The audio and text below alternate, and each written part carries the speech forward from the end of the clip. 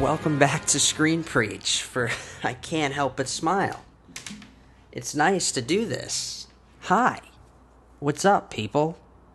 Everybody and everybody in the whole country that watches or not in the country. YouTube is like, do they do that? Yeah, it's everybody in the world, right? Yeah.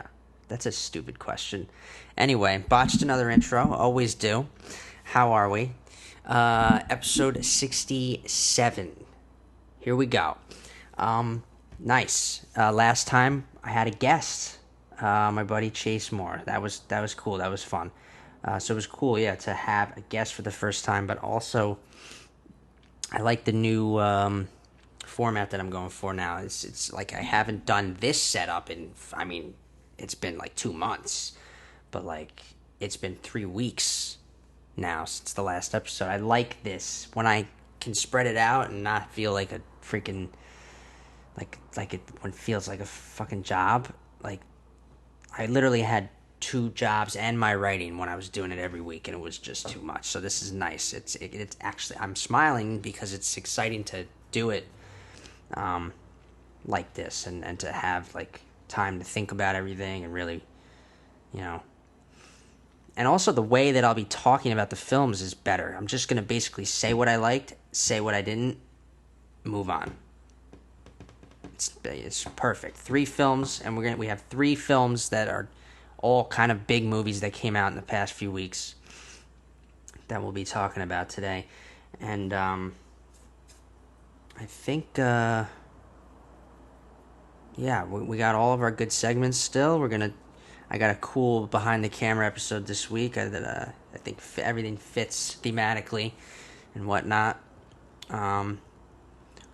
But yeah, the news is the only thing that's weird with this now. It's like there's stuff I saw 3 weeks ago.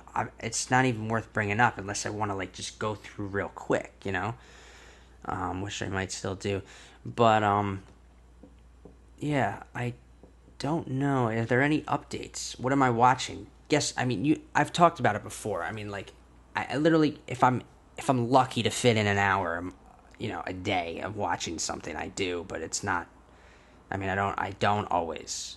Sometimes I'll take a whole. I don't watch anything because either I don't get to it because I wrote all the way into my bedtime and that's it, or I read something instead for my little entertainment at the end of the day. Like, it's not always. So of course I'm still on all the same stuff that I've been watching, like The Boys and rewatching like The Flash and Arrow and Titans and everything, like just same stuff really. But some stuff came to an end obviously because it was quick. Like I finished Invincible, obviously it was 1 season. Just wondering when that's coming back. Cause when that I need that new season already. Like, The Boys, obviously, because it's so quick. I hadn't finished it. If you remember in the last episode, I hadn't finished. I was in the middle of season 2, but now I'm definitely all caught up. And season 3 should be soon. There's still no date on that. Titans, I'm really surprised at how much I'm enjoying that, because it does have its flaws and whatnot, but like, just structurally, just the way that we have these like filler episodes, or like the fact that things don't kind of like run very. There's not like a natural continuity to that show at all. It kind of jumps around a lot, but every episode is very intriguing. My one complaint is probably that there's not a lot of action as you would think there should be with a show about. I'm sure that'll continue to pick up too. I'm still only on season 2 with that, so. But yeah, Doom Patrol is what really, like, that's just such a.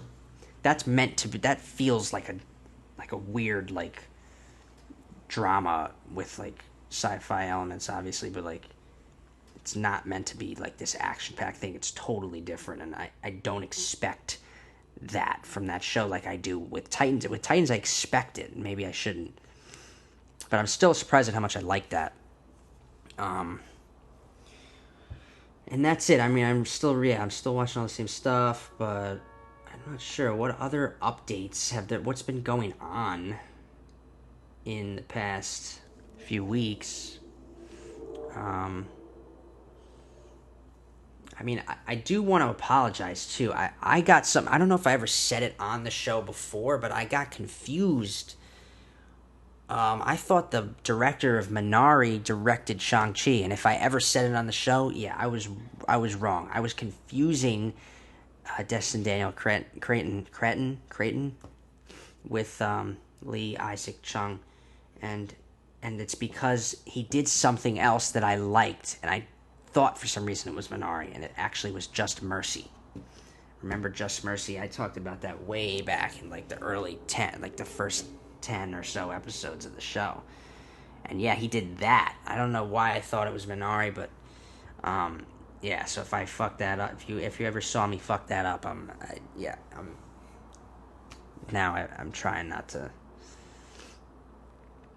going forward, won't say that. I don't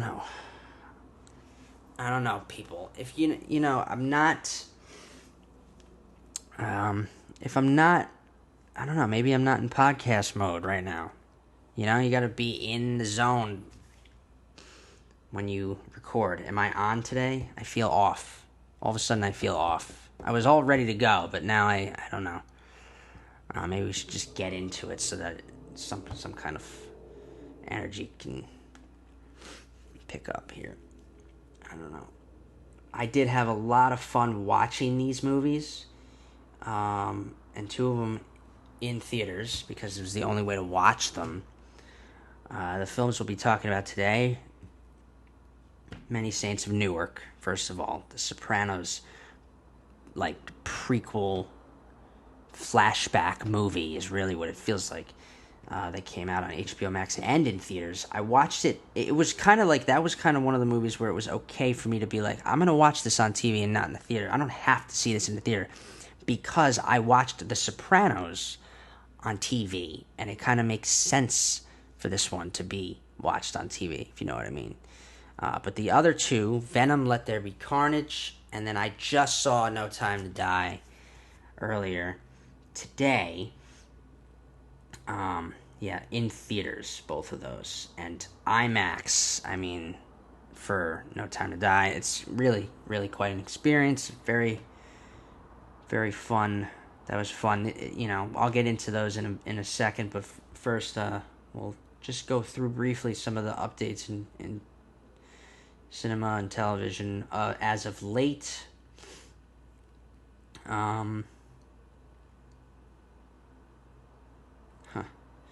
And I've been dealing with it just doesn't end with the technological problems with the computer, man. I got a whole new thing that my computer does now. Now, for some reason, it's only Yahoo, too, that does this to me. It's when I go to my mail, it crashes the whole Safari app. Like, just Yahoo does that. It doesn't even make sense. I mean, can we have one thing just not happen with this computer? It's every little fucking thing. So I gotta always, I mean, we're open right now, but it could crash again because it just kept doing that. One of the big things that I saw recently was that Los Angeles is going to require COVID-19 vaccination cards, proof of vaccination for movie theaters, for all movie theaters. That was back in fucking, that was when? That was like at October 6th. So it probably didn't go into effect yet, but I wonder how real it is and if it's happening. The whole thing is it's very strange to require. I think it's like, when it comes to the vaccinations, I'm vaccinated, but like, it's a personal thing, and if people don't want to do it, like, just fucking relax. It's like, everyone who's vaccinated is vaccinated because they want it to be or need it to be.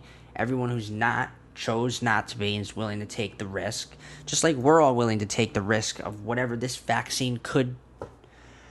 We don't know. Like, so, but the point is, enough people are like, it's just like, stop with the pushing of it onto people.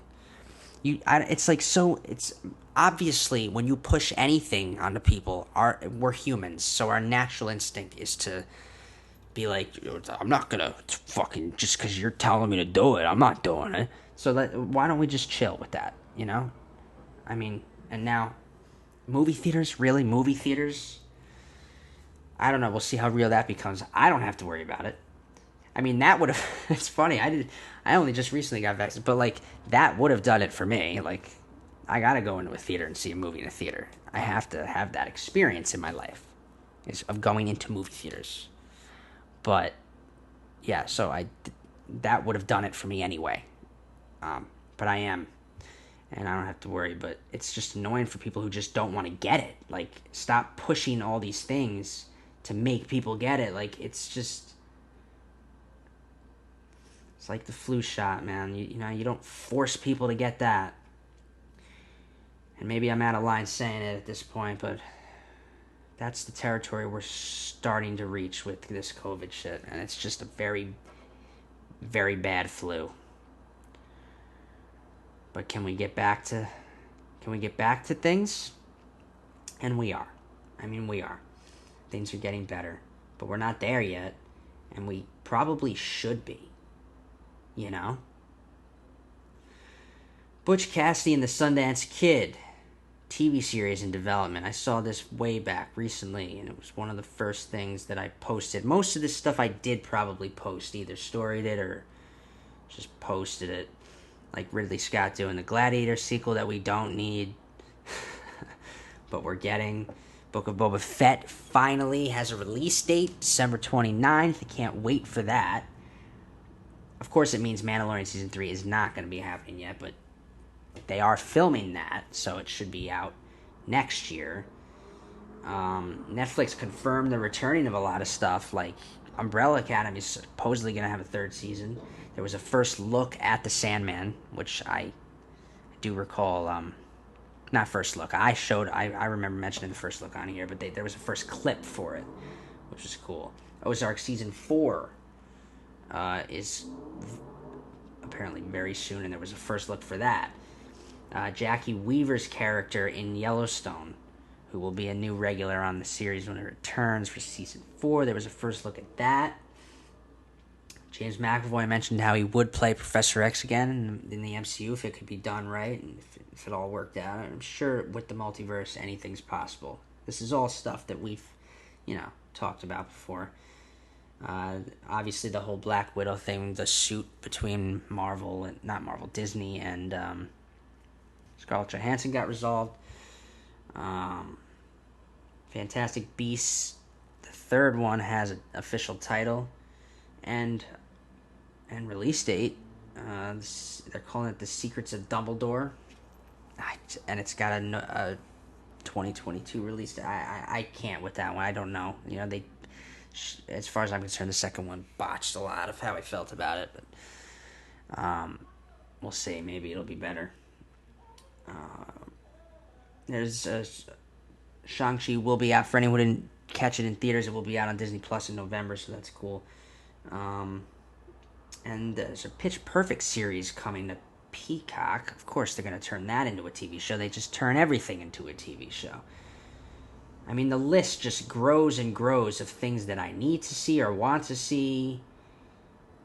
And it's just going to take literally, at this pace, let's be honest, at this pace, we're all going to have so many shows and movies backed up on our lists of things we want to see it's going to take till we're 95 or dead to see all of them. And we're going to miss some of them because we're just not going to make it in time.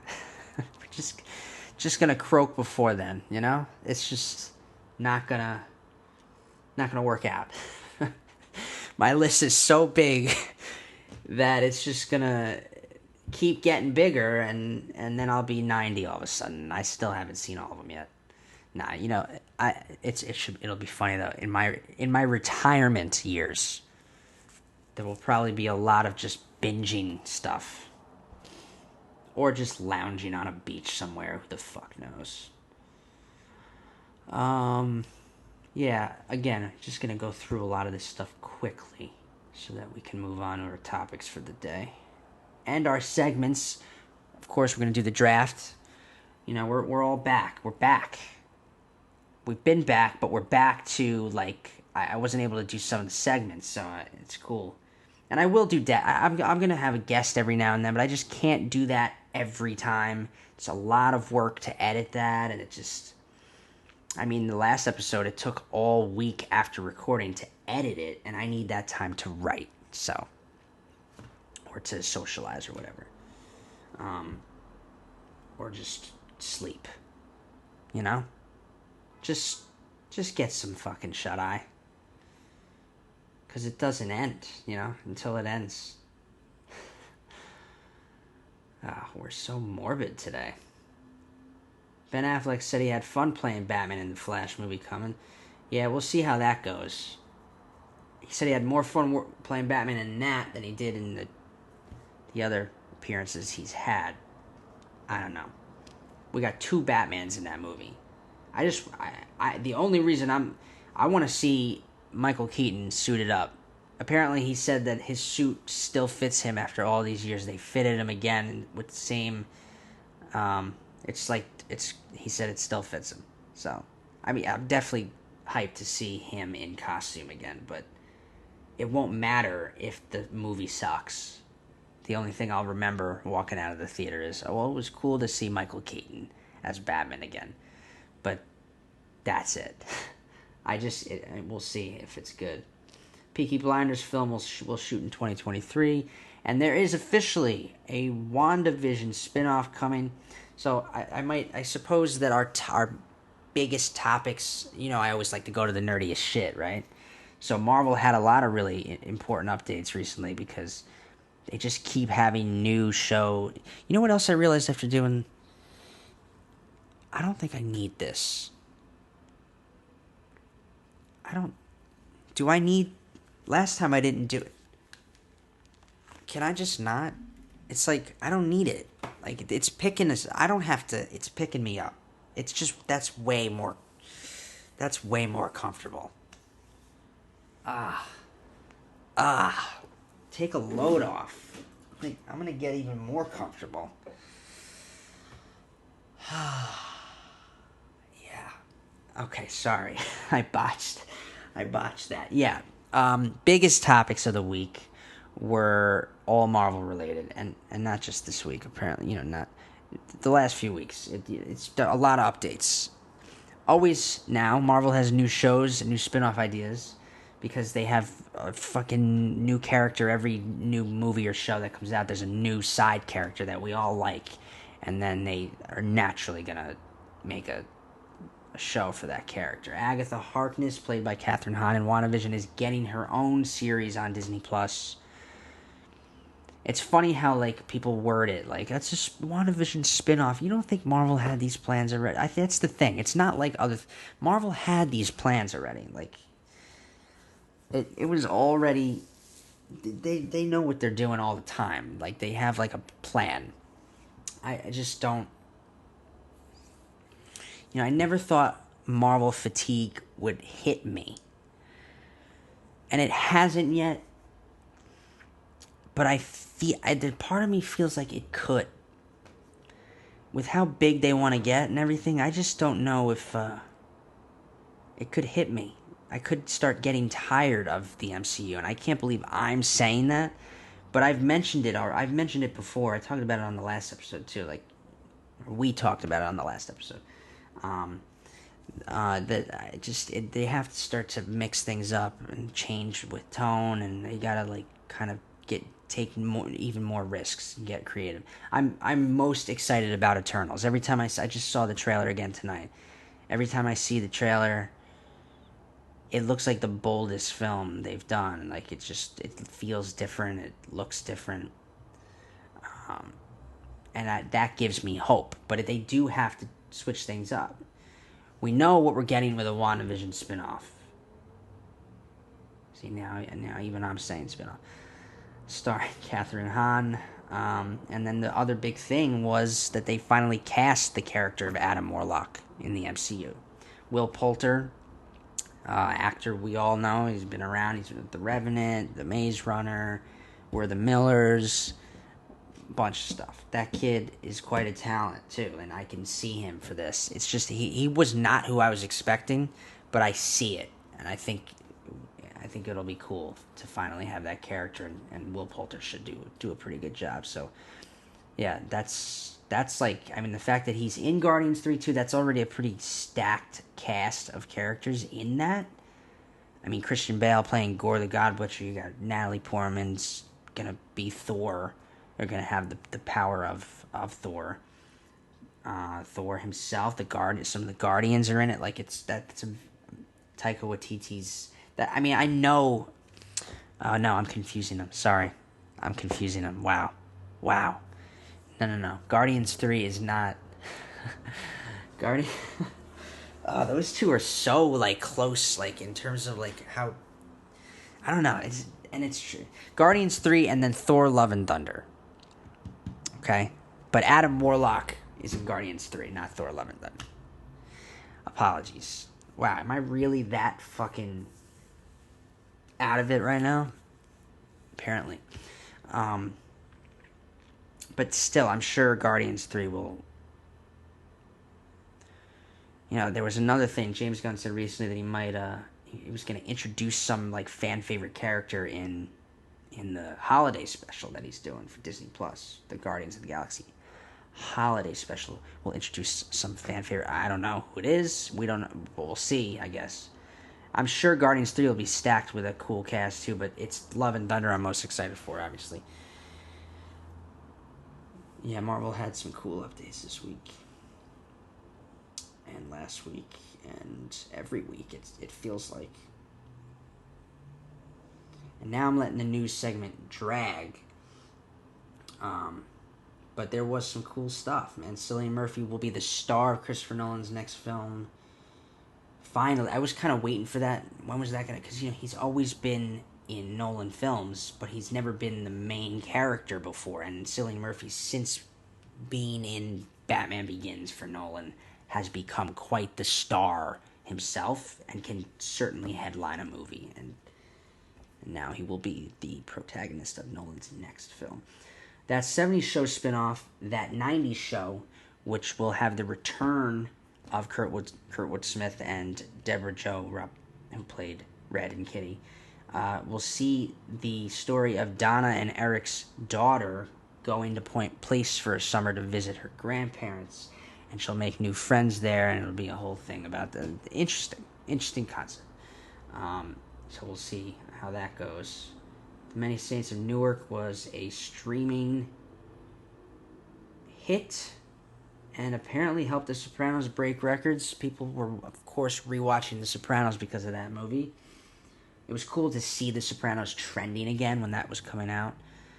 And then there was the Peacemaker series for HBO Max. So John Cena's character, the Peacemaker from Suicide Squad, is getting his own series on HBO Max. James Gunn is involved heavily in that. There was a first look at that.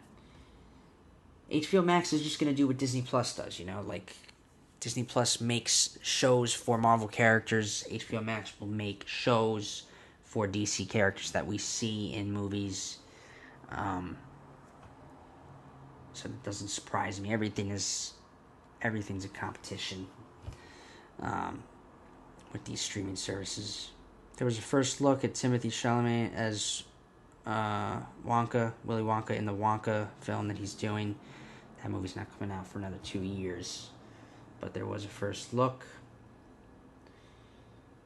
And you just returned today, season 3, but before it even came out yesterday they renewed it for season 4. So yeah, I'm gonna watch it, but I just don't know if it'll hold it'll hold up for me anymore. It was starting to lose me in season 2 a little bit, and now, we'll see.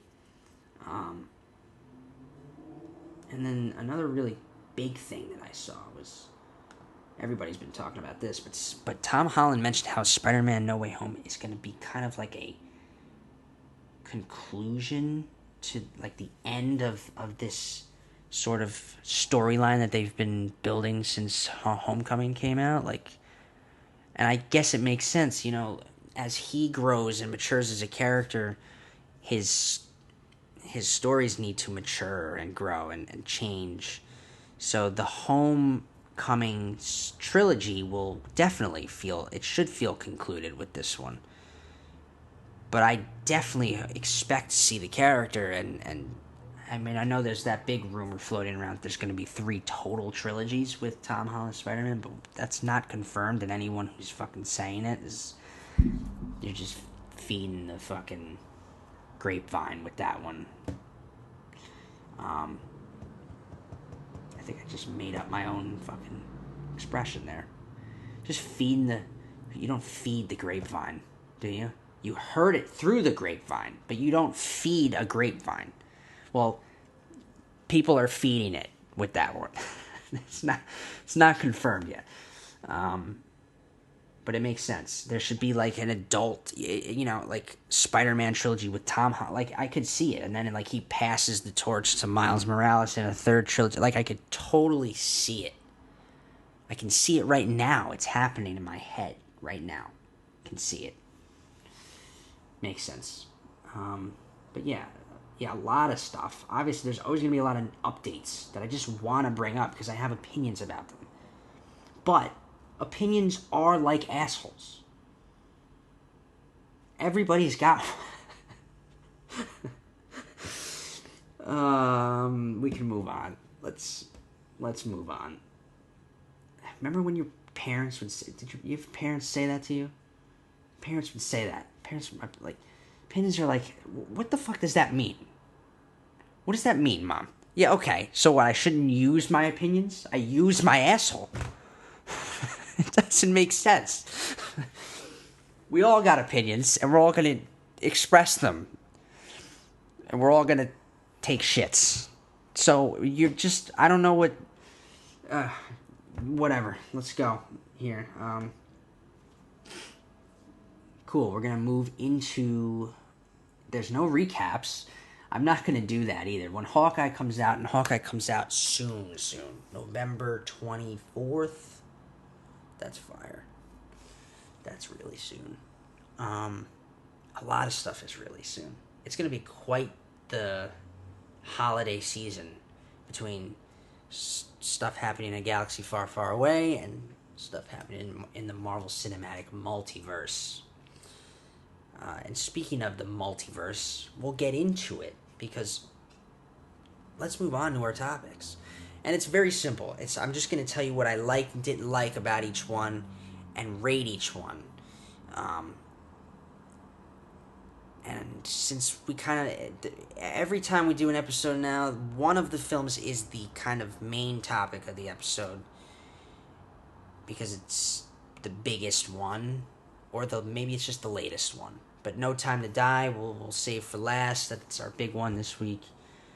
And I'll start with the one that I've been waiting for and I've been following forever since it was announced. And that's The Many Saints of Newark. A Sopranos story, which they added that little subtitle in recently. They really marketed this whole movie around the idea of it being like about Tony's youth, right? That's the thing. It's a very strange way they marketed the film.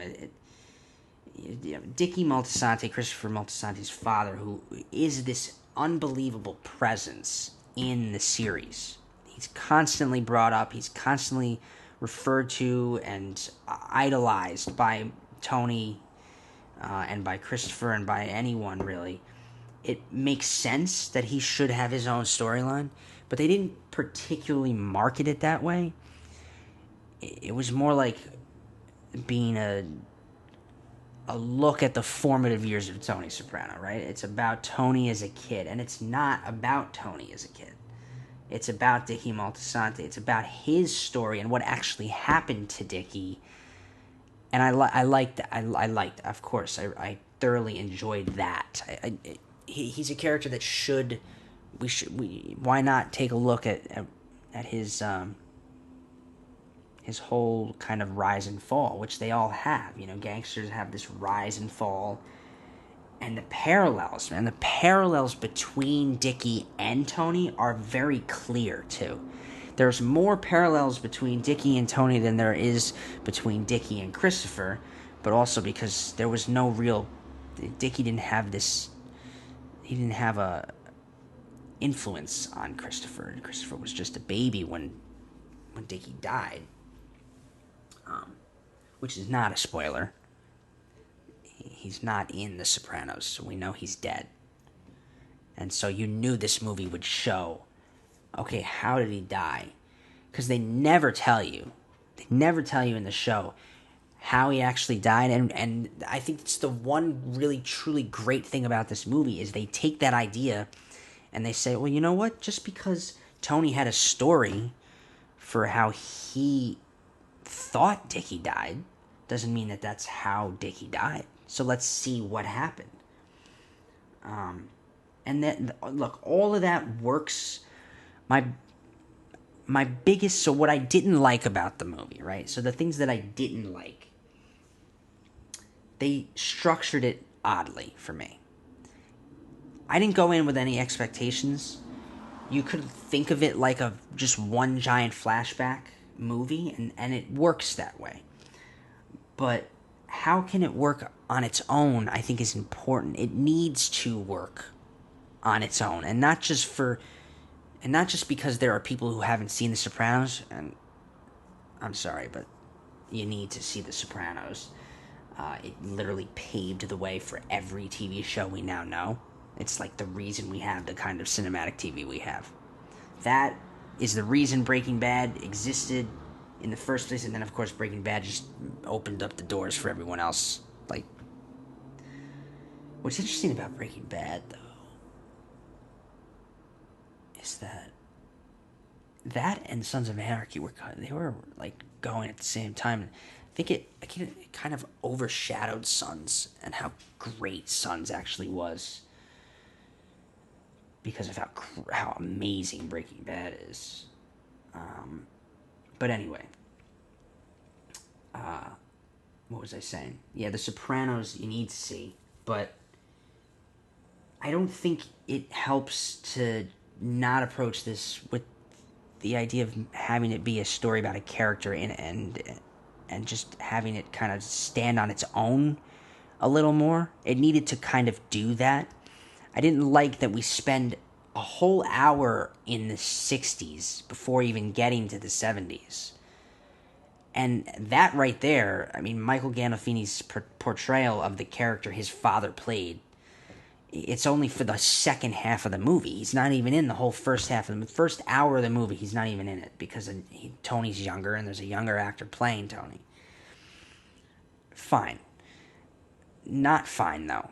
We have consistent, like, repetition of... We literally have a flashback from the show replayed out again in the movie. Like, they literally show it again. For narrative purposes, they add to it, and there's a reason for... There was something else that happened that was important, but... It was...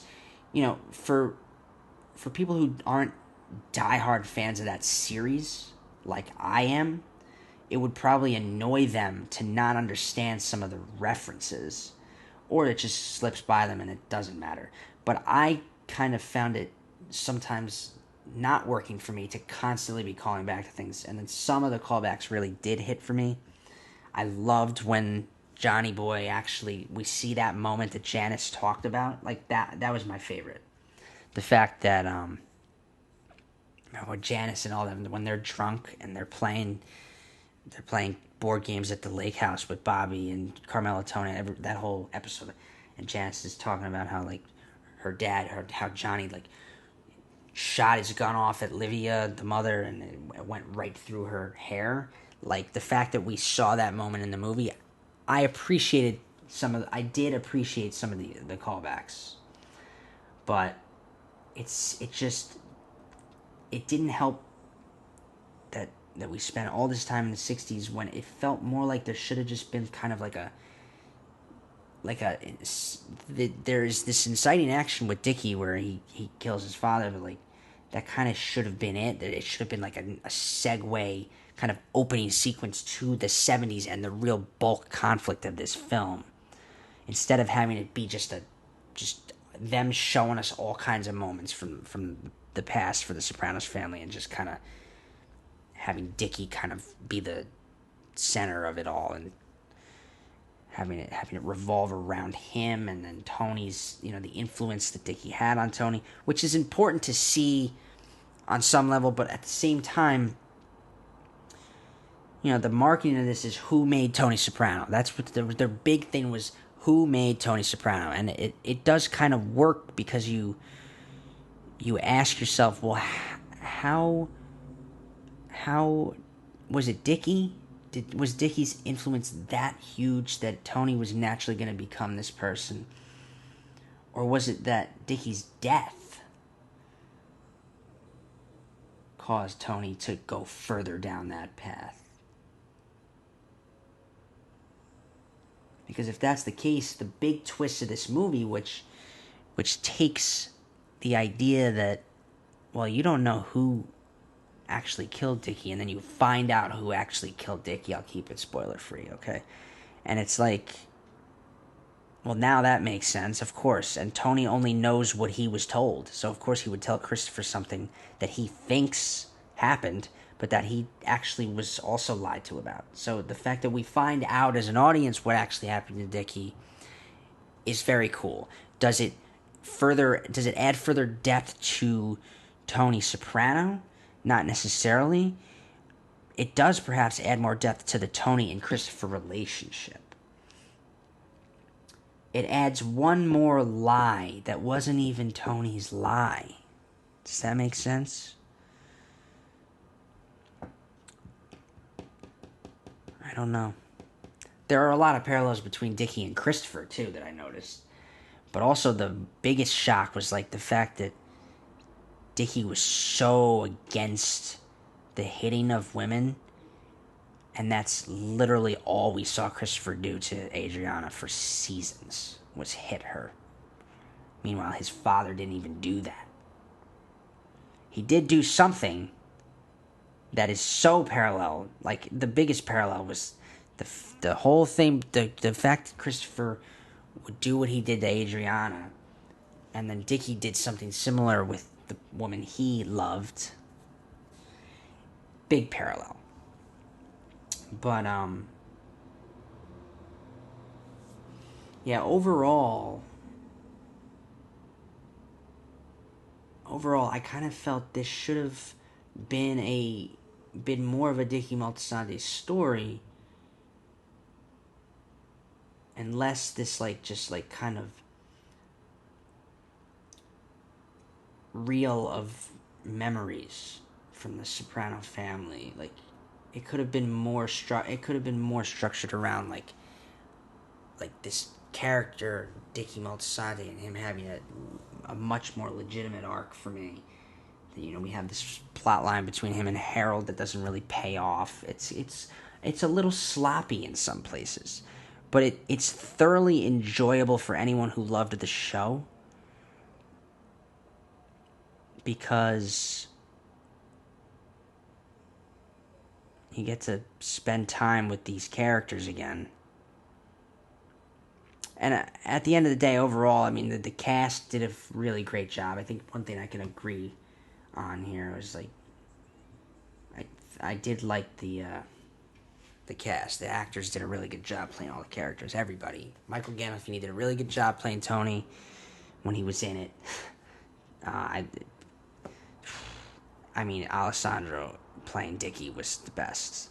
That was really, really good. Even Corey Stroll's portrayal of Junior Soprano, which was the one casting when I saw the cast where I was like, really? Corey Stroll's playing Junior? He actually did a really good job, too. if it were more a story about Tony, then they would have dug even deeper into the relationship between him and his mother, because that was such a huge element of the show, and they kind of only brush on that briefly.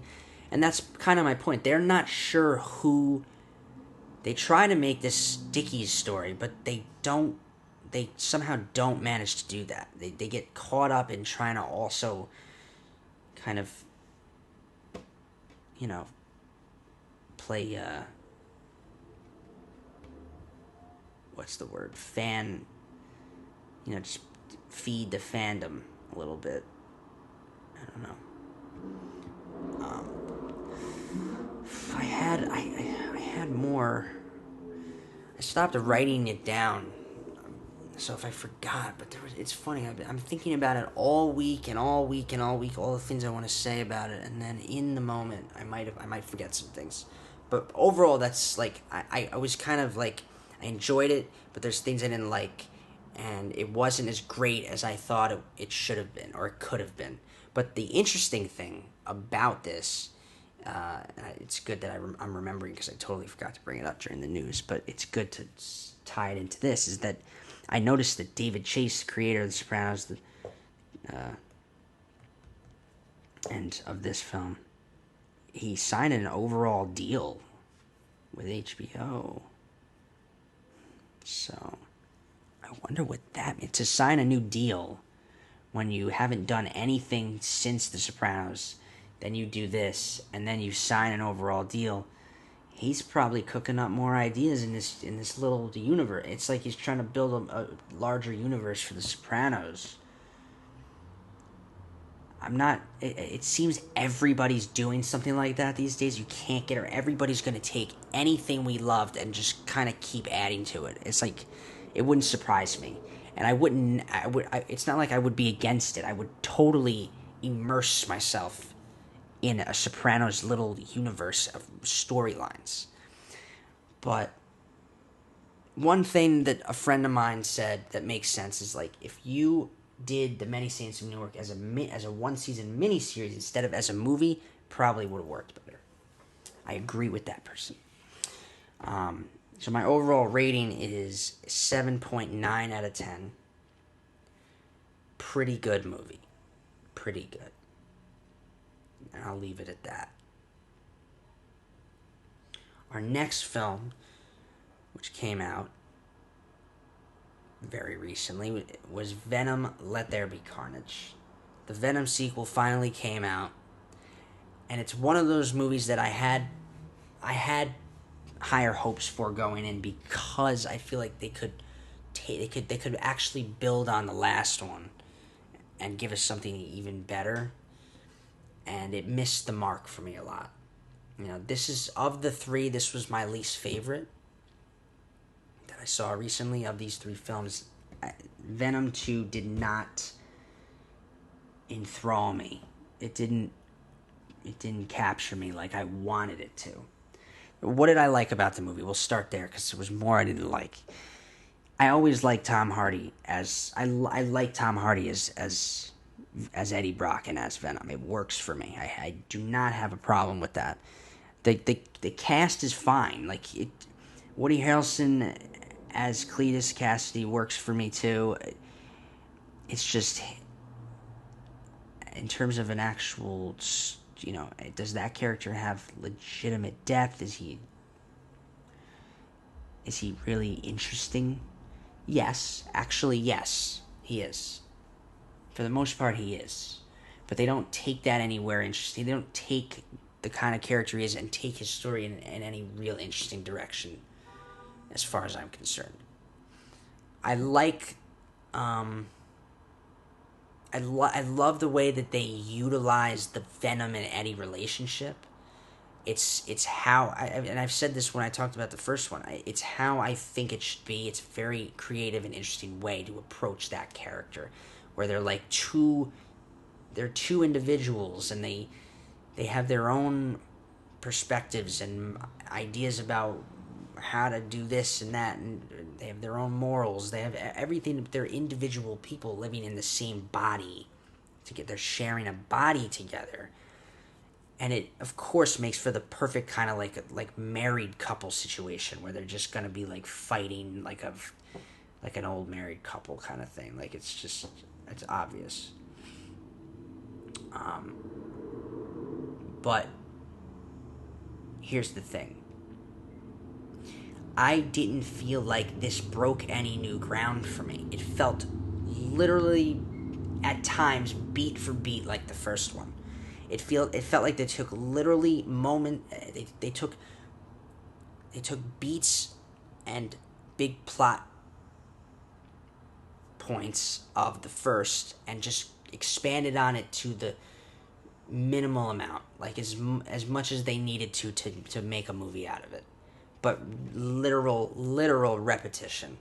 Like I felt like it was the same thing. Like the whole him and his girlfriend are now they're not together again, but they still kind of have feelings for each other, but it's not working because he's still the same way. He hasn't changed. And she's still I still kind of don't like her. I didn't like her in the first one. I still kind of don't like her. But I will say I think I like her more in this one. She's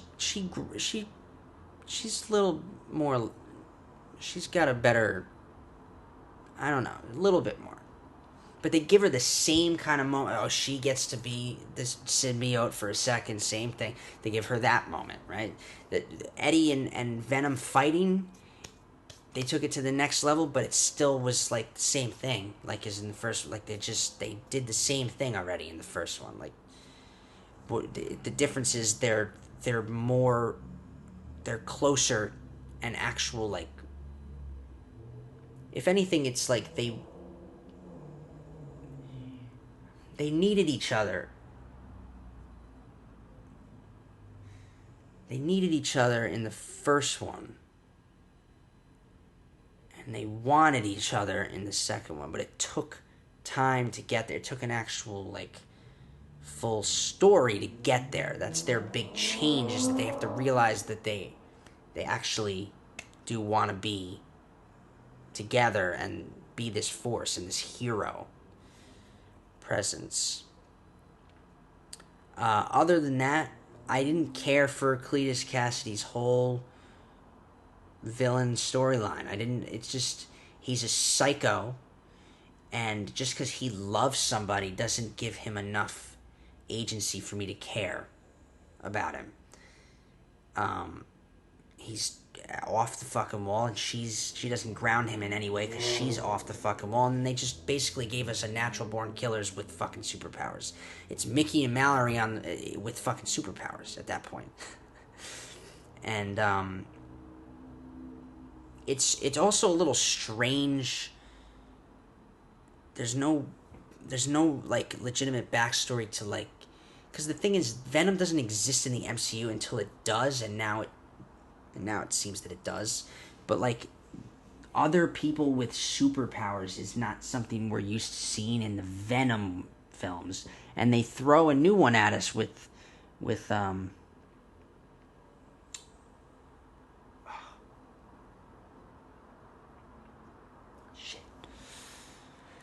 Cletus's girl.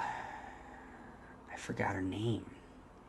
Damn it. Well, she has a power that's like she can scream really loud, which is so perfect, obviously, because symbiotes hate loud noises, so it's perfect to play with that and have it be a component, a plot device.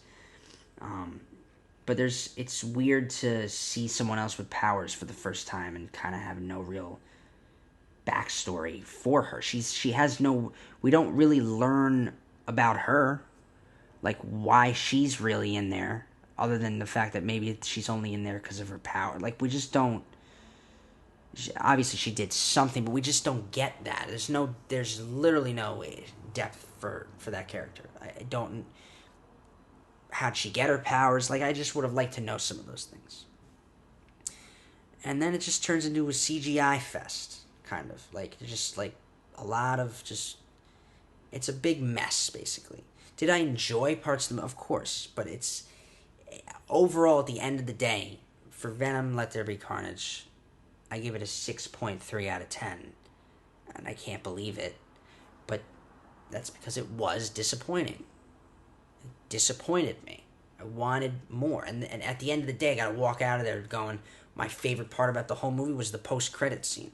Because it sets something up that I didn't know was coming. But it's like, now it's official. And I won't spoil it, but it's very much connected to things that we've wanted to happen and now seem like they will happen. The great post-credit scene.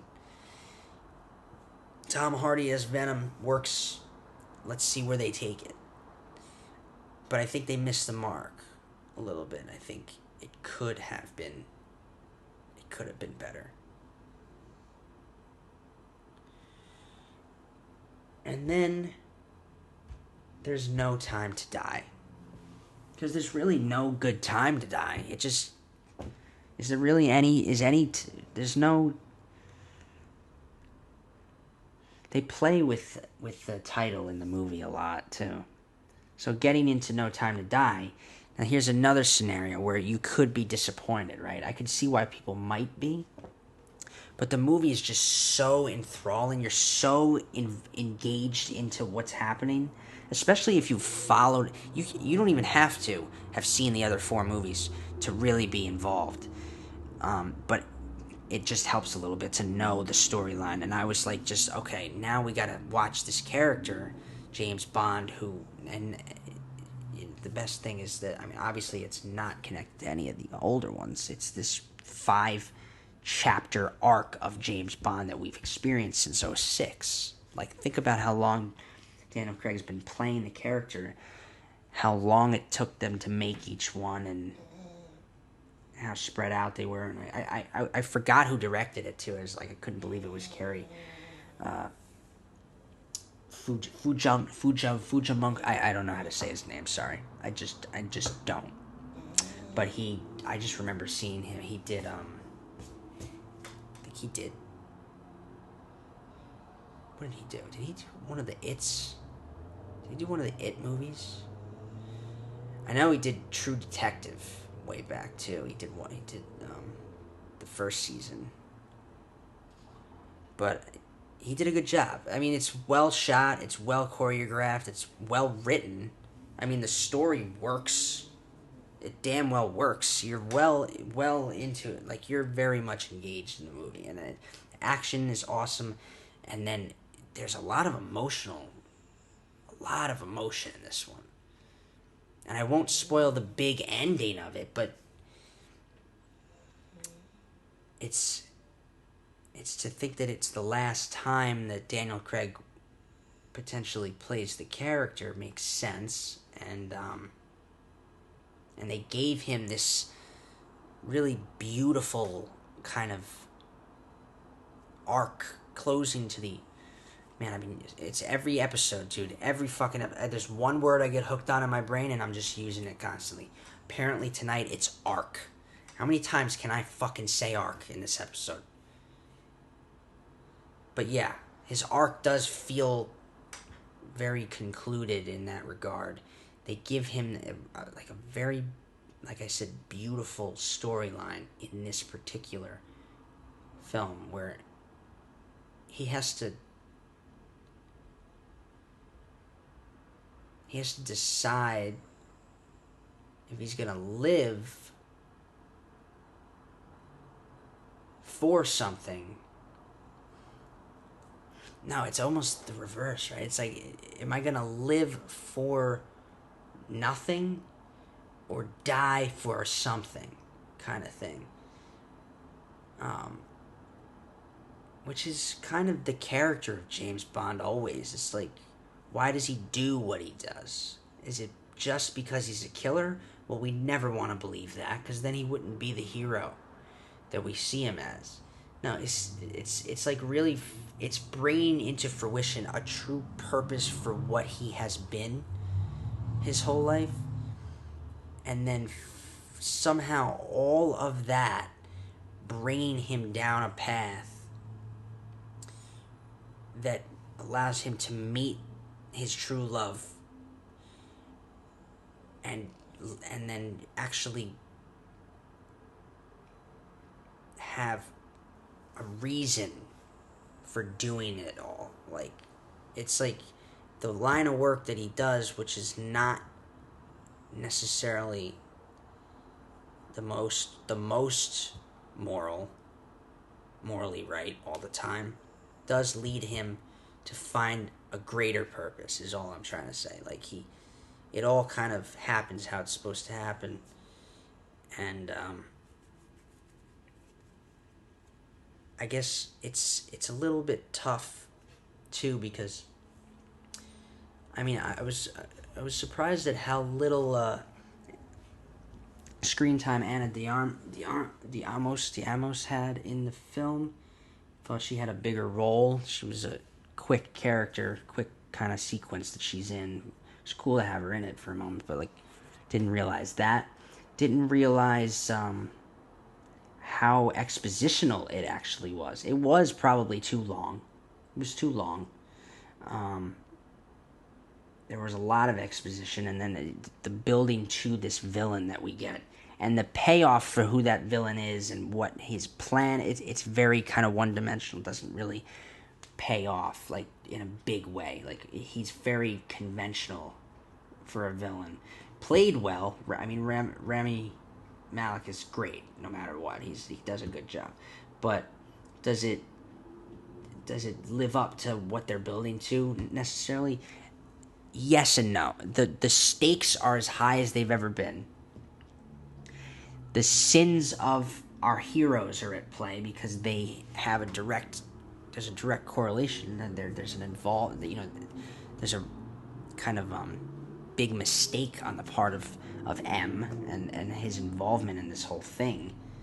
It's kind of like MI6 and the double O's and all that, like, kind of, it's like all their sins coming back to kind of bite them in the ass, because for once they might have been the cause of something that they now have to make sure doesn't come to light or doesn't happen. But yeah, they took the whole him being retired to the next level. He's actually done. He's actually not. He's just not a double O anymore. Someone else is 007. They've promoted another agent to his rank and given him his title, and he's literally, it's like a very weary kind of old soul legend too. Everybody knows him. Everybody has heard of him, admires him in some way, or is a fan of him in some way, misses him in some way. Like, he's a legend, and he has to come out of retirement for one last showdown, and it's the most important and most personal. It turns out to be the most personal yet. Yeah, I'm thinking about it. I guess I'm just thinking about it in terms of what I liked about certain elements of the movie, but I'll strip it down even I'll get more ground level with it, and just what did I like, what I didn't like. Like I said, it was probably too long.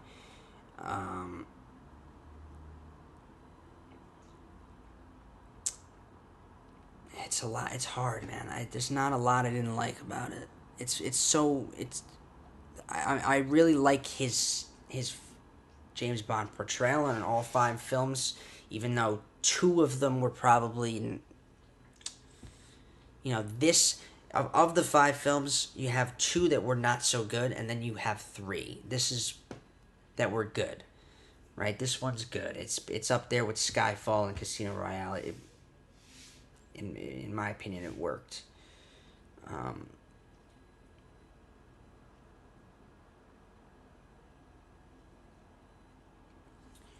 Yeah, I guess I don't have anything to say in terms of like themes, or like it's a James Bond flick, man. I mean, you either like it or you don't. It's really what it is. Like, I can't think of anything, like, I can't get like really deep with this one. There's no time to die.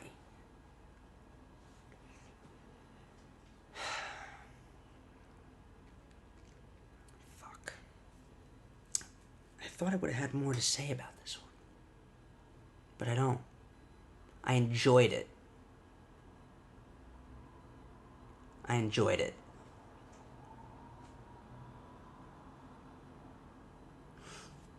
wish, I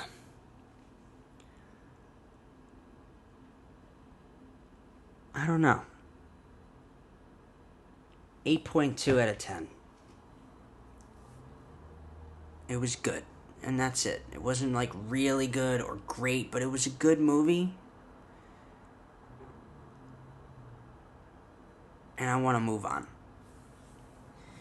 Wow, this episode's turning out real great, huh? I can't even fucking talk right tonight. I can't even fucking voice how I really feel. Because I can't remember some of the things I wanted to say. I don't know. I guess if I'm gonna do 3 movies, I should probably write down some of the things that stood out to me so I remember them.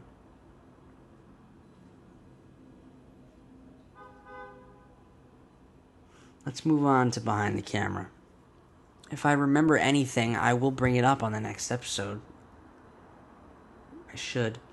But for our next episode of Behind the Camera, it makes sense given some of the films that we've talked about today. And if you haven't noticed, I kind of thematically picked like the big debates of the last couple weeks on these films, right? I did who's the best Spider-Man villain. That was Venom related. I did Tony Soprano versus Walter White. That was Many Saints. When we get to our segments here now, it will be Bond related in some way, shape, or form. One of my all-time favorite films of 2019, and honestly of the past decade, was Rian Johnson's creative whodunit, Knives Out. And since it starred the man himself, James Bond, Mr. Daniel Craig, it makes sense to talk about it. And of course, mention the fact that Daniel Craig's commitment to the latest Bond film, No Time to Die, almost prevented him from starring in Knives Out. It was only when, luckily, the 25th total 007 flick was delayed that Craig was able to join the cast. And thank God he did, too, because I couldn't imagine the character of Benoit Blanc without Daniel Craig. And neither could Rian Johnson. Did you know that Craig was the one and only choice for Johnson when thinking of the character? He even ditched a vacation to meet with Craig about the project. As soon as Craig agreed, Johnson cut his holiday with his wife short to meet the star. Johnson credits Craig as being a reason he was able to get an even more star-studded cast. Chris Evans was obviously a standout, and apparently Knives Out was originally intended to be R-rated.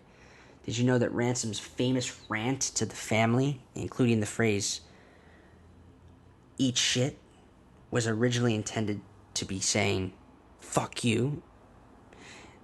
I think "eat shit" is now more quotable. This was due to Johnson wanting the film to appeal to younger audiences, as he believes whodunits should. I also love to learn that a famous shot in the film, which involves Marta Cabrera having to escape the family after the will reading, wasn't intentional.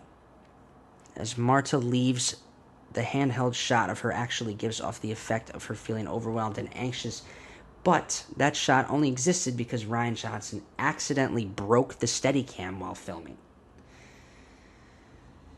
Movie magic has a way of taking on a life of its own sometimes. And Knives Out is, and will always be, a film to remember. Look, this is not going to be easy for you, but it'll be good. Nothing good is ever easy. Up your ass, Joni. You've had your teeth in this family's tit for a long time. Up your ass? Oh, very nice. Matter of fact, Oh my God. eat shit. What? How's that? In fact, Do not use that word in front of my son. eat shit. If I Eat wasn't shit. practicing, Eat shit. I would Don't slap talk that to your smug mother. smile. Definitely right eat shit. on Eat shit. You can all eat shit. Yeah, her and Daniel Craig have worked together twice. Now, they probably were filming, I wonder, so they Knives Out and then No Time to Die, they were working together. I didn't even remember that in the moment. So our debate this week is very simple and obvious. Who is the best James Bond, in your opinion? Or who is your favorite? There was Sean Connery, Roger Moore, then George Lazenby he did one movie for 2 seconds. But then that might be your favorite Bond movie for all I know, right? Timothy Dalton, Pierce Brosnan, and of course, Daniel Craig. Now, I would pick Sean Connery because I love those movies, but when Daniel Craig became James Bond and gave us these 5 films, he became the best James Bond. He became the one synonymous with the character. I just can't, he's my favorite. I love, even though 2 of them are flawed, I love this 5-film series of Bond films with Daniel Craig. And so I gotta go with Daniel, but who do you got? I don't have any recommendations this week because I didn't think of any. And it's that simple.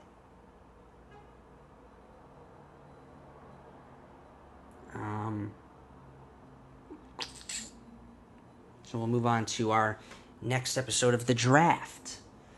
Last time I talked about outlining, and I think we've been doing outlining for the most part this whole time. But I don't know if there's anything else I have to say about it that I haven't. So maybe we can move on to characters a little more? Or did I already talk about them too? I guess maybe we can talk about the big thing that I do in outlining is I go back through now, so all the characters have been mapped out with at least basically what they're doing in the movie, just a basic description of things that they would or could be doing in the story. And I've underlined all potential scenes, right? I've talked about this before. Now,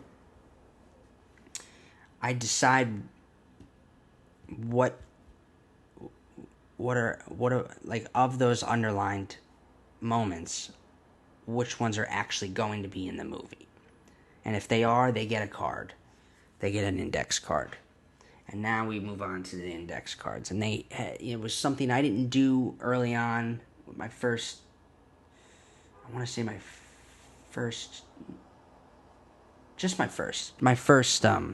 screenplay that I ever wrote. I didn't use index cards because I didn't realize how helpful they actually are. But it helps me have a different view of the story, basically bird's eye kind of perspective on the whole thing, and see it mapped out, in one